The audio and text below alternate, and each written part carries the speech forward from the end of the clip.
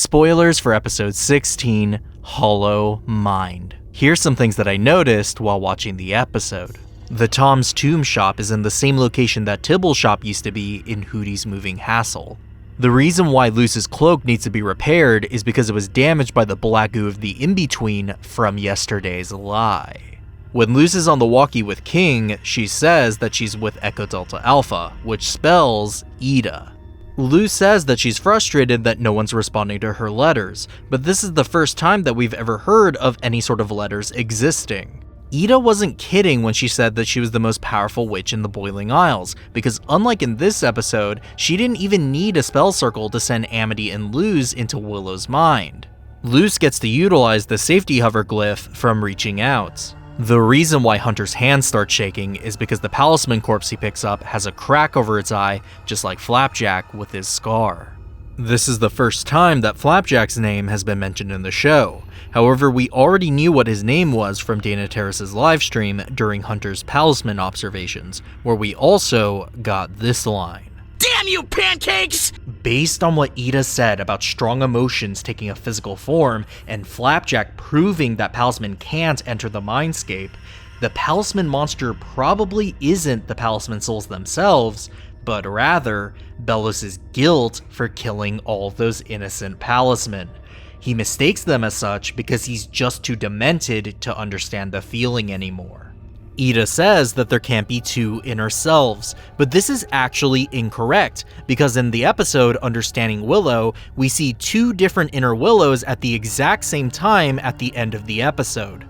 The town from this memory is the Babysburnsboro from Elsewhere and Elsewhen. Despite being the same character from Elsewhere and Elsewhen, this character has a different voice than they did in that episode. Belos' eyes through the mask are yellow instead of their usual blue. The ruins of the city that are burning in this episode are the same ruins from the episode Adventures in the Elements. When Belos and the Golden Guard left, these people were still alive, meaning that they all froze to death. This shot of Luce reaching out to Hunter is meant to show how he's been changing, because it reflects this shot from Eclipse Lake, except the result is different. Another hint that Kid Belos is actually his inner self is that even though the Palisman monster saw Luce and Hunter enter the memory, he didn't go after them, because he's actually after the inner Belos and didn't see him jump in the memory.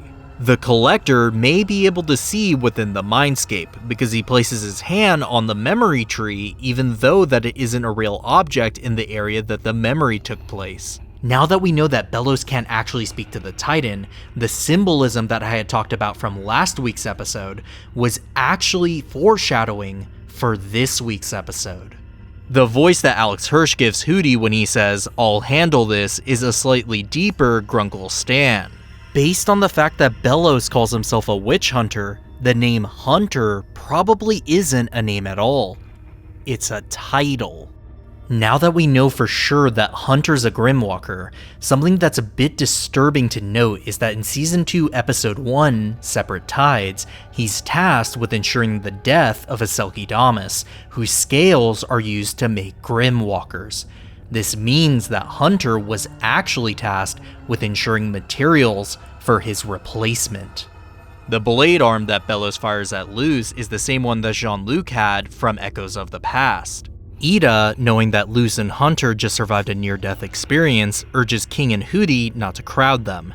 This is the proper thing to do in the event that someone may have a panic attack. When it's time for Hunter to make a big decision, Flapjack always beckons him by flying to the side of the protagonists. But if Hunter turns away or against them, Flapjack will always stick by Hunter's side. And last but not least, there's a lot of portraits throughout this episode that tells the story of Belos' life. It starts with several showing Philip and his brother as kids, them finding a witch as his brother leaves him behind to follow her, Philip, judging by his change of attire and the fact that he's alone for the first time in any of the portraits, entering the aisles at a later time, his shock and betrayal after finally finding his brother, only for him to have fallen in love and have a child with a witch, Philip carving glyphs onto his arm to remind his brother of the fear of magic, only to be embraced and accepted by him when he did, Philip then deciding his brother was beyond saving and planning to kill him. His brother trying to dissuade him as he prepared to protect himself with the same knife he used to carve the mask for Philip when they were kids. Philip's brother's dead body hitting the floor as Philip glares into the knife without regret. His brother's wife chasing him away and attacking him with a spell of some sort, possibly a curse though. Philip then where we saw him in Elsewhere and Elsewhen, absorbing palisman and tricking others into sacrificing themselves.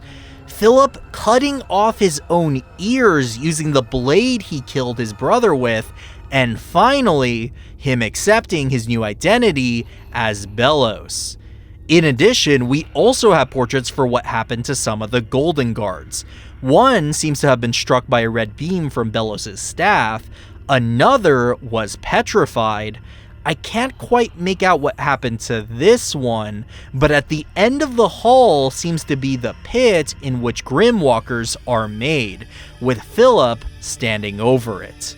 If you're interested in exploring more on the story of the Wittebane brothers, I'm going to do a limited series that depicts the events from these portraits in the format of a story. You can check out Chapter 1 releasing sometime this week, with more chapters to come, so make sure you're subscribed so you don't miss that, and to join the Witch Appreciation Society. I've been Danny K, and remember to do something nice for yourself today. This episode may have been difficult, but remember, it's not the edge of the world. Stay wild, witches. I'll see you all on the Hex side.